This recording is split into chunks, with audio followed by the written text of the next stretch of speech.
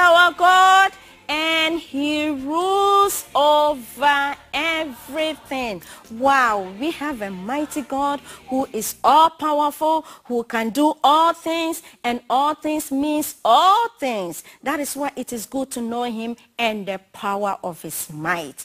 Thank God for today. As I always said, that whatsoever situation you are going through, whatever problem that is confronting you in your family, just leave it to the hands of God, because He is in control over everything. And as He is in control, I know you are doing your part, but He is taking the greater part of it. So just relax over the situation, and welcome back to the Royal Lady Talk Show. Today's show is very special, likewise every week. So I would like you to do me a big favor. Just call all your enemies, your friends, your loved ones, your neighbors, and everyone to tune in, because it is a really blessing for us and for all your families. And attention parents, as we all know what we are going through in our family. So if you are tired of the stress and frustration that often come when living with a teenager, thank God He has sent forth His handmaiden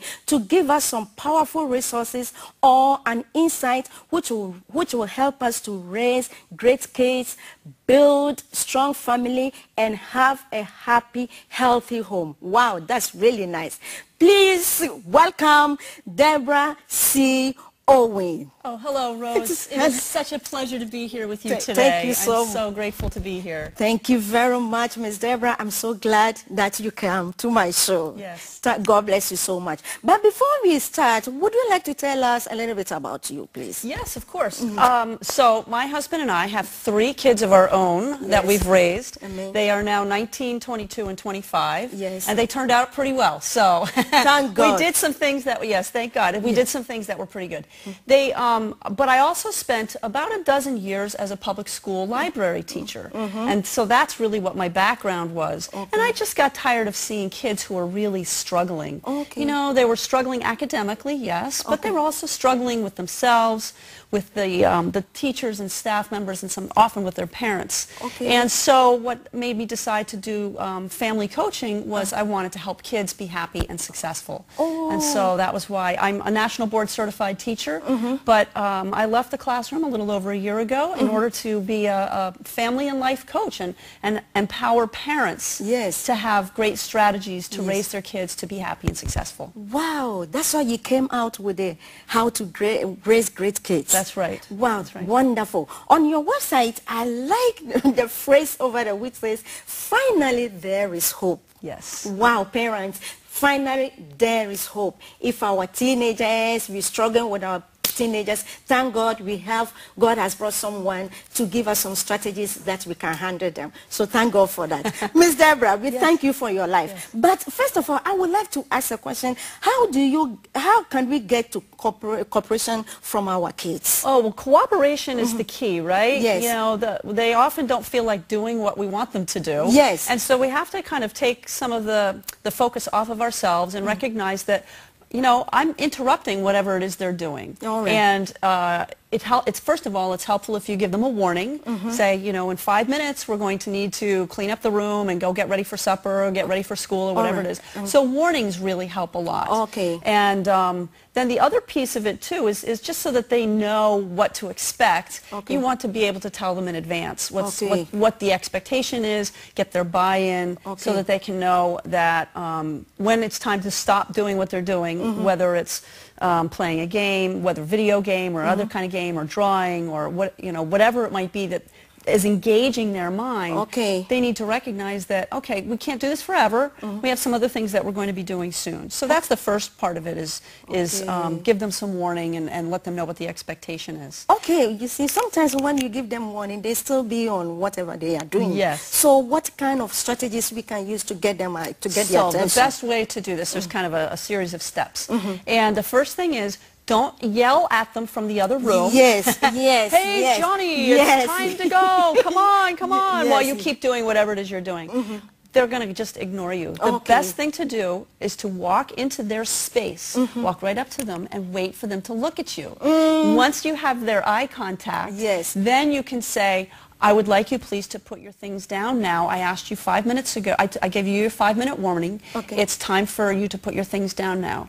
And they'll say, yeah, right, okay, fine. And then you stand there and wait, and you say, what did I just ask you to do? You know, very specifically, put your things down now so we can do this. And then have them repeat it back to you. Okay, fine, you want me to put this down now so I can go get supper or get cleaned up or go, you know, whatever it might be. So they need to repeat it back to you. And then you stand there and wait for them to actually start to move. And you don't get angry, you just stand there and wait. They're not going to want that for very long. So they'll finally start to do something. And as soon as they start to do one little thing, you say, thank you for getting up from the table and so that you can start to get ready. And then you say, thank you for putting your shoes away because I know that that's a struggle for you. And so encourage them with very specific praise for all the little steps they're doing. If you know, this, you wouldn't do this all the time, obviously. But you would do this if you know that they are really struggling to put aside what they're working on in order to be cooperative. So that's really kind of the step-by-step process for having kids be cooperative. So by praising them, just saying thank you for doing that, thank you for the little steps, little steps, it will encourage them to obey you. Yeah, because if you don't get the attention for them to obey you, it's you're talking to this like you're talking to the air. Talking to a brick wall. Yes, a big wall. Thank you so much. So what about how to raise responsible kids? So the first thing about raising responsible kids is you need to model being responsible yourself. And that means if you tell your child that you're going to pick them up at 6:15, you're really there at 6:15 or, you know, within 6:20 or something. So you need to model that. Now, obviously, everybody makes mistakes once in a while. Things get in the way, but the idea is to be responsible yourself. And that's a great model for your kids. In addition, I also encourage families, instead of talking about chores, I talk about family contributions. And so instead of, because we have this bad word, you know, chore is such a bad word. It's such a chore, you know. And so I encourage families to use the word family contribution. And so everybody has to contribute. We're a community. We all live together. We support each other. We help each other. And I also recommend having a family meeting once every week or two in order to figure out what everybody's family contribution is going to be. And now some kids may just love, you know, putting the dishes away from the dishwasher, you know, once they're clean. That may be the thing they want to do for weeks and weeks and weeks. But if somebody else, one other kid wants to have that family contribution, then, you know, you figure it out. You rotate it out. For this week, Johnny gets to do it. Next week, Sammy gets to do it. And, you know, so you rotate like that. So that's another way to do it is everybody has a contribution that they need to do. And and, you know, you say, it's the when-then thing. So when you have completed your family contribution, then you may go out to the movie with your friends. Yes, because this is what we've agreed on. A lot of family agreements. So I got one more question to ask, how to raise the responsible. So what about their school responsibilities? This one you talk about is in the house. What about the school? You mean when they're at school? Yeah, well, you see, like, you know, get yourself together for school tomorrow. Do that. So here's the thing. Many kids, particularly kids who have like ADHD or are on the autism spectrum or something like that, they can't understand a big picture. They understand small steps. And so or younger kids, you know. So the best way to do this is to break up a large activity into small chunks. So, and one way to do this is to have like index cards and say, before you go to bed tonight, you need to do each one of these things so that you're ready for school tomorrow.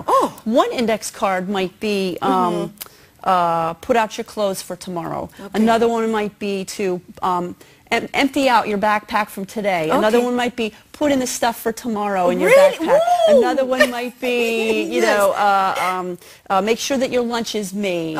Another one might be make sure that your homework is in the backpack.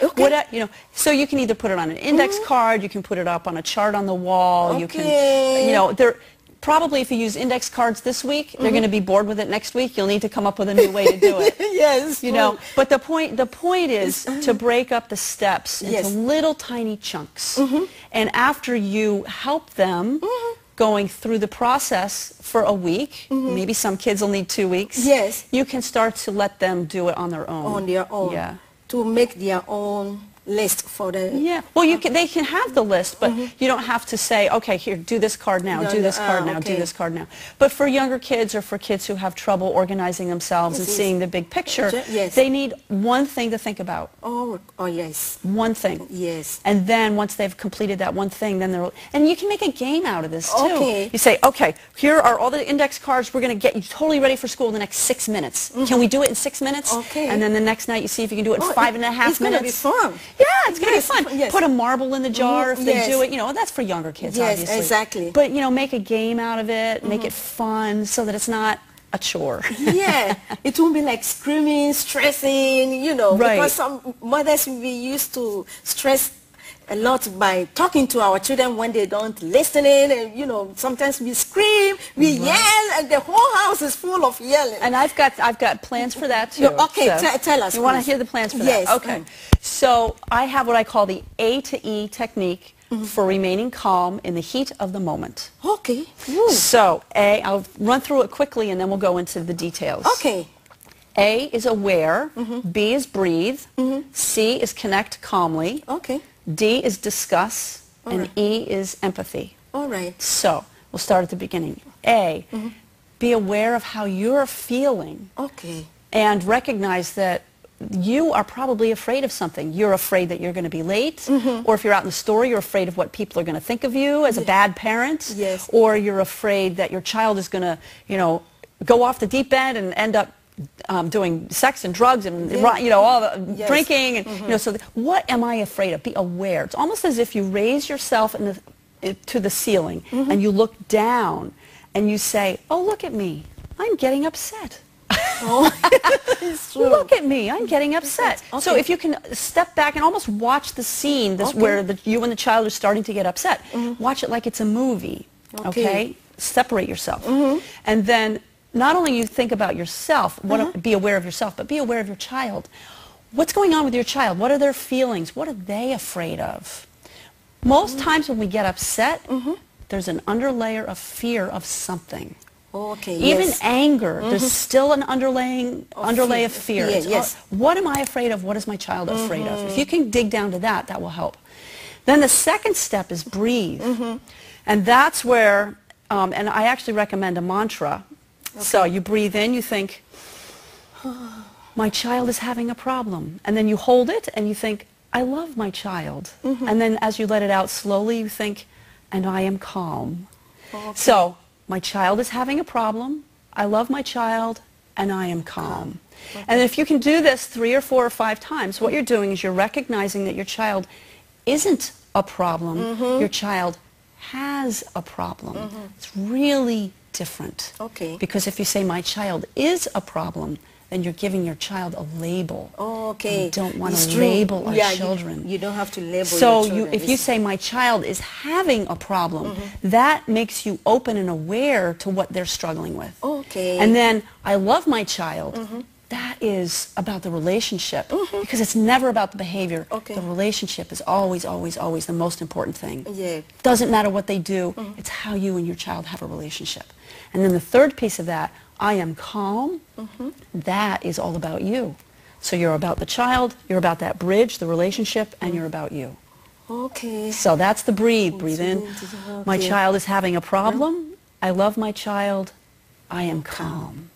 And and if you do that, breathe it in, you know, breathe in 3 or 4, hold, breathe out 3 or 4. And you do that 3 times, you'll be amazed. What that does is it reduces the stress hormones. Oh, yes. And it actually increases the love hormone, oxytocin, the bonding hormone. Okay. So that's why we want to do breathing in and breathing out, calming your body. The other thing it does is it calms the part of your brain Okay. that's the fight or flight routine, you know.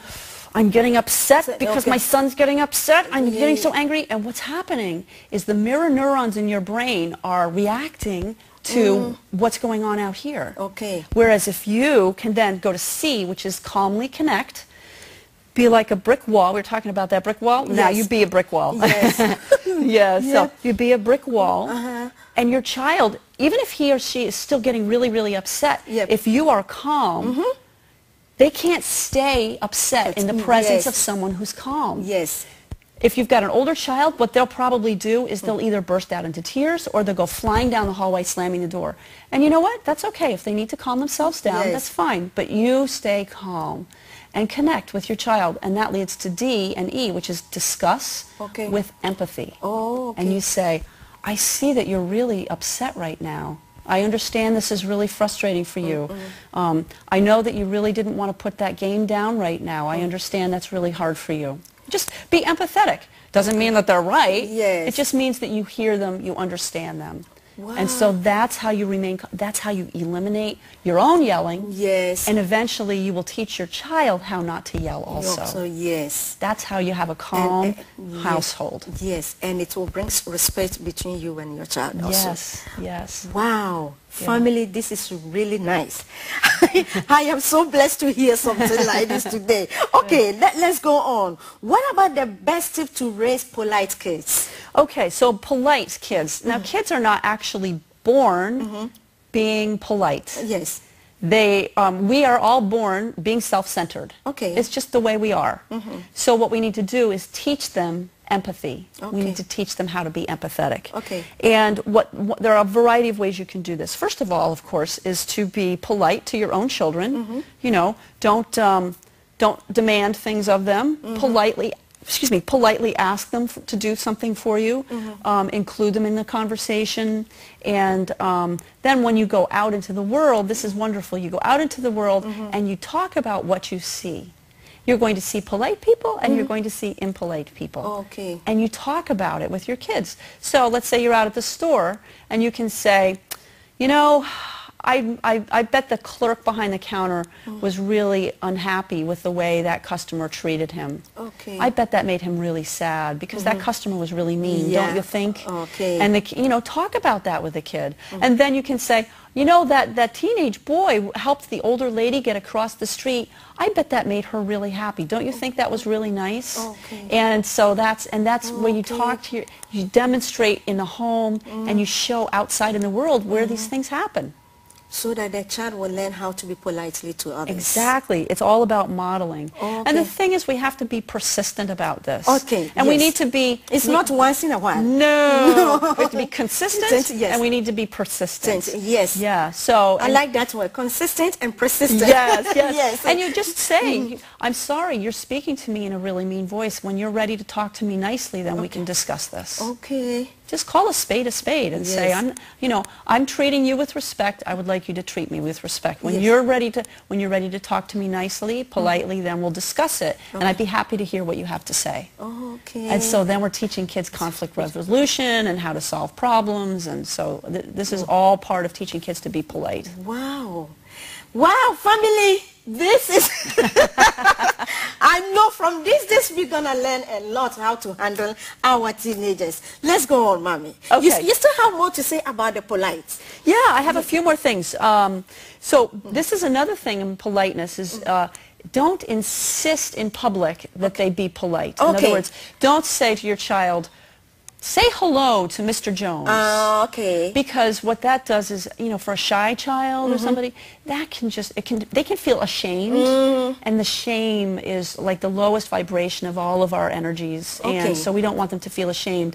You know, you can say, Jamie, this is Mr. Jones. Hello, Mr. Jones. And if all she can manage to do is kind of go like this, that's fine. That's okay. Yeah, and then you can talk to her about it later and say, would you like to be able to learn how to shake somebody's hand? Is that something that you would feel comfortable with? Have a conversation with your child about it and let them work up to it.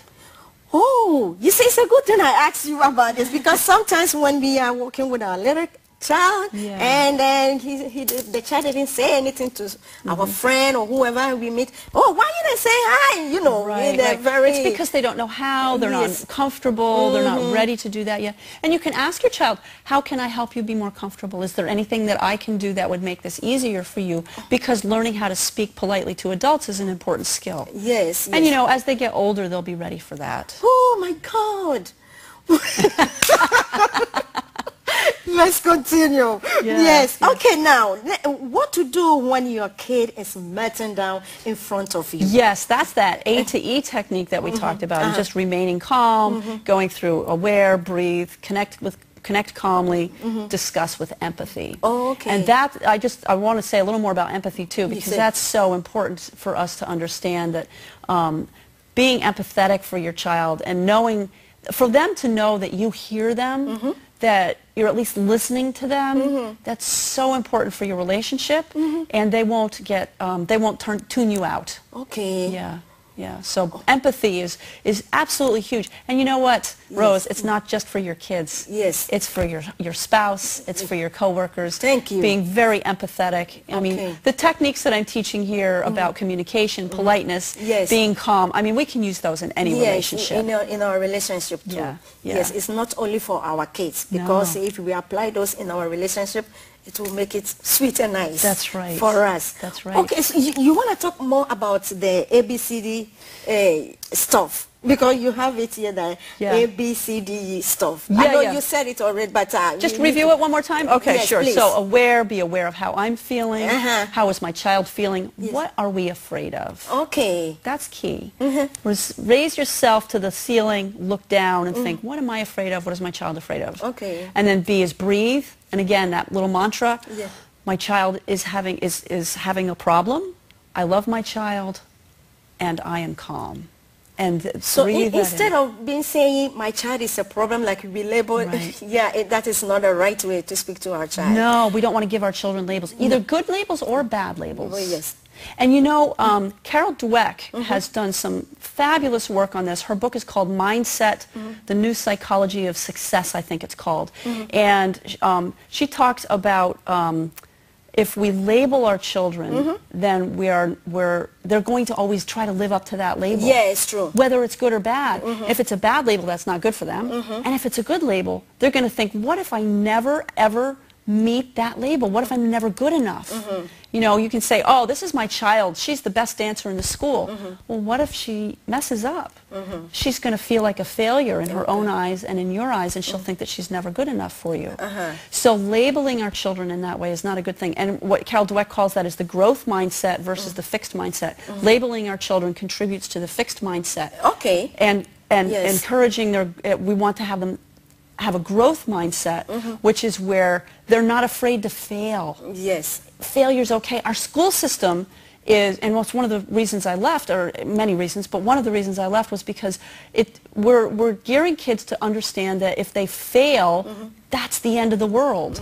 No, it's not like and it's not. Yes. I mean, as adults, we know that we have to fail in order to learn. Yeah, exactly. That's the key. And so that's called the growth mindset. Okay. And if we can teach our kids to say, you know, I messed up that time, and what did I learn from it? How can I do it better next time? And then, you know, maybe take 3, 4, 5 tries. Who cares? You know, that's the best way to learn. And so that's the problem with labeling. Okay.